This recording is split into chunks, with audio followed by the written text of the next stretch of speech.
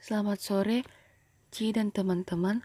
Terima kasih atas kesempatan yang diberikan kepada kelompok kami untuk mempresentasikan hasil diskusi kami mengenai hakikat instrumentasi dan praksis demokrasi Indonesia berlandaskan Pancasila dan Undang-Undang Dasar Negara Republik Indonesia tahun 1945.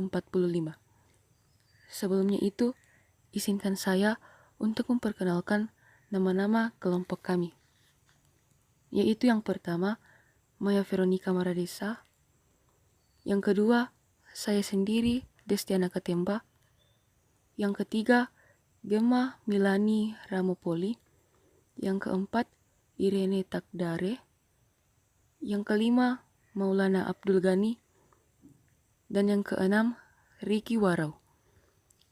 Materi yang pertama akan dibawakan oleh teman saya, Maya Veronica Maradesa. Dipersilakan. Nah, pasti teman-teman bertanya-tanya, apa sih yang dimaksud dengan demokrasi? Jadi, demokrasi berasal dari dua kata, yaitu demos yang berarti rakyat dan kratos yang berarti kekuasaan atau kedaulatan. Jadi, demokrasi adalah bentuk pemerintahan di mana semua warga negara memiliki hak setara dalam pengambilan keputusan yang dapat mengubah hidup mereka. Demokrasi mengandung makna penghargaan terhadap harkat dan martabat manusia. Dan kita masuk pada yang kedua, yaitu basic layout. Setiap warga negara mendambakan pemerintahan demokratis yang menjamin tegaknya kedaulatan rakyat. Hasrat ini dilandaskan pemahaman bahwa pemerintahan demokratis memberi peluang bagi tumbuhnya prinsip penghargaan keberadaan individu untuk berpartisipasi dalam kehidupan bernegara secara maksimal. Oleh karena itu, demokrasi perlu ditumbuhkan, dipelihara, dan dihormati oleh setiap warga negara, tentunya dengan berlandaskan Pancasila dan Undang-Undang Dasar Negara Kesatuan Republik Indonesia 1945. Demokrasi intinya adalah pemerintahan dari rakyat, oleh rakyat, dan untuk rakyat, bukan untuk para oknum-oknum penguasa yang mementingkan golongannya masing-masing. Adapun perihal demokrasi membuang kedaulatan rakyat terjadi akibat adanya kenyataan yang memprihatinkan bahwa setelah tumbangnya struktur kekuasaan otokrasi, ternyata bukan demokrasi yang kita peroleh, melainkan oligarki di mana kekuasaan terpusat pada sekelompok kecil elit, sementara sebagian besar rakyat atau demos tetap jauh dari sumber-sumber kekuasaan, wewenang, uang, hukum, informasi, pendidikan, dan sebagainya.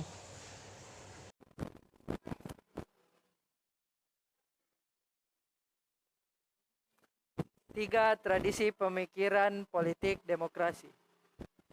Antara lain yaitu 1. Klasikal Aristotelian Theory. Demokrasi diartikan sebagai pemerintahan seluruh warga negara yang memenuhi syarat kewarganegaraan. Kedua, Medieval Theory. Demokrasi diartikan sebagai suatu landasan kekuasaan tertinggi di tangan rakyat. Ketiga, Contemporary Doctrine. Demokrasi diartikan sebagai bentuk pemerintahan yang murni.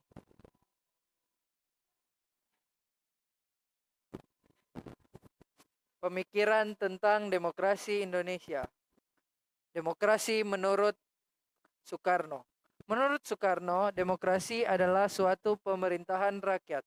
Demokrasi adalah suatu cara dalam membentuk pemerintahan yang memberikan hak kepada rakyat untuk ikut serta dalam proses pemerintahan.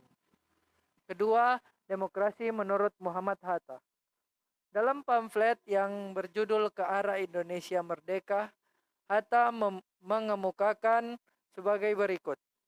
Jadinya demokrasi Barat yang dilahirkan oleh Revolusi Prancis tiada membawa kemerdekaan rakyat yang sebenarnya, melainkan menimbulkan kekuasaan kapitalisme. Sebab itu, demokrasi politik saja tidak cukup untuk mencapai demokrasi yang sebenarnya, yaitu kedaulatan rakyat. Demokrasi menurut Sultan Syahrir. Pemikiran Syahrir tentang demokrasi dan pemerintahan di Indonesia tertuang dalam bukunya yang berjudul Perjuangan yang terbit pasca Indonesia Merdeka, dan duet Soekarno-Hatta atau Dwi Tunggal menjadi pemimpin Indonesia. Demokrasi menurut Gus Dur.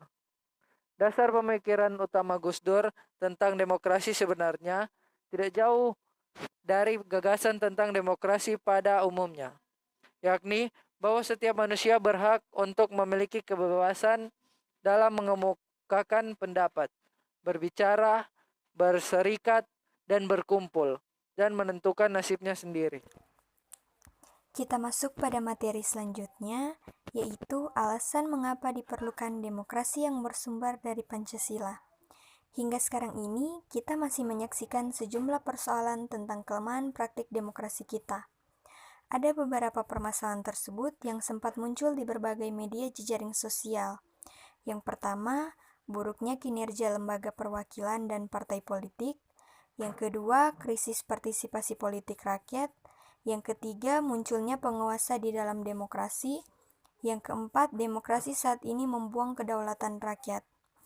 Selanjutnya, terjadi krisis partisipasi politik rakyat disebabkan karena tidak adanya peluang untuk berpartisipasi atau karena terbatasnya kemampuan untuk berpartisipasi dalam politik. Secara lebih spesifik, penyebab rendahnya partisipasi politik tersebut adalah yang pertama, pendidikan yang rendah menyebabkan rakyat kurang aktif dalam melaksanakan partisipasi politik. Yang kedua, tingkat ekonomi rakyat yang rendah. Yang ketiga, partisipasi politik rakyat kurang mendapat tempat oleh pemerintah. Selanjutnya, pentingnya demokrasi sebagai sistem politik kenegaraan modern. Jadi, demokrasi merupakan suatu bentuk pemerintahan politik yang kekuasaan pemerintahannya berasal dari rakyat dan untuk rakyat, baik dalam memberikan pendapat secara langsung atau yang biasa disebut sebagai demokrasi langsung, dan juga dapat memberikan pendapat melalui perwakilan atau yang biasa disebut sebagai demokrasi perwakilan. Istilah ini berasal dari bahasa Yunani, yaitu demokratia, yang berarti kekuasaan rakyat. Istilah demokrasi ini diperkenalkan pertama kali oleh Aristoteles sebagai suatu bentuk pemerintahan, yaitu pemerintahan yang menggariskan bahwa kekuasaan berada di tangan orang banyak atau rakyat. C. Menggali sumber historis, sosiologis, dan politik demokrasi. Demokrasi Indonesia yang bersifat kolektivitas itu sudah berakar di dalam pergaulan hidup rakyat. Sebab itu, ia tidak dapat dilenyapkan untuk selama-lamanya. 3 sumber yang menghidupkan cita-cita demokrasi dalam kalbu bangsa Indonesia. Yang pertama yaitu tradisi kolektivisme dari permusyawaratan desa. Yang kedua, ajaran Islam yang menuntut kebenaran dan keadilan ilahi dalam masyarakat serta persaudaraan antara manusia sebagai makhluk Tuhan. Yang ketiga, paham sosialis barat yang menarik perhatian para pemimpin pergerakan kebangsaan karena dasar-dasar perikemanusiaan yang dibelanya dan menjadi tujuannya. D. Bersumber dari Pancasila. Sumber nilai yang berasal dari demokrasi desa, demokrasi yang diformulasikan sebagai pemerintahan dari rakyat, oleh rakyat, dan untuk rakyat, merupakan fenomena baru bagi Indonesia ketika merdeka. Kerajaan-kerajaan pra-Indonesia adalah kerajaan-kerajaan feodal yang dikuasai oleh raja-raja autokrat. Mengenai adanya anasir demokrasi dalam tradisi desa, kita akan meminjam 2 macam analisis berikut. Pertama, paham kedaulatan rakyat. Kedua, tradisi demokrasi asli Nusantara tetap bertahan sekalipun di bawah kekuasaan feodalisme raja-raja Nusantara karena di banyak tempat di Nusantara, tanah sebagai faktor produksi yang penting tidaklah dikuasai oleh raja, melainkan dimiliki bersama oleh masyarakat desa. Sumber nilai yang berasal dari Islam. Nilai demokratis yang berasal dari Islam bersumber dari akar teologisnya. Sumber nilai yang berasal dari Barat. Masyarakat Barat atau Eropa mempunyai akar demokrasi yang panjang. Pusat pertumbuhan demokrasi terpenting di Yunani adalah Athena, yang sering dirujuk sebagai contoh pelaksanaan demokrasi partisipatif dalam negara kota sekitar abad ke-5 sebelum Masehi. Baik, kita akan melihat bersama-sama materi yang berikut, Mengapa kehidupan demokrasi sangat penting dikembangkan dalam kehidupan masyarakat? Nah, karena demokrasilah yang memegang peran penting dalam masyarakat dan dalam tata aturan suatu negara. Tanpa adanya demokrasi di suatu negara dan segala sesuatunya diatur oleh pemerintah, maka hilanglah kesejahteraan masyarakat dan kacaulah negara tersebut. Demokrasi sangatlah penting dan diperlukan masyarakat, tidak hanya sekedar pemerintah yang memegang kendali dalam pengaturan suatu negara. Perlu adanya masyarakat yang komplement, mendukung, dan masyarakat perlu terlibat dalam pembangunan suatu negara demi terciptanya kemakmuran dan kesejahteraan negara. Dengan demokrasi, tak ada saling ingin menang sendiri, saling memaksa kehendak, saling menghina, saling melecehkan, dan saling menjatuhkan. Yang ada, saling menghargai, saling menghormati, saling mengerti, saling menerima pendapat orang lain, saling lapang dada, dan saling tenggang rasa. Dan kehidupan yang nyaman pasti akan tercipta. Itu saja materi dari kami. Terima kasih.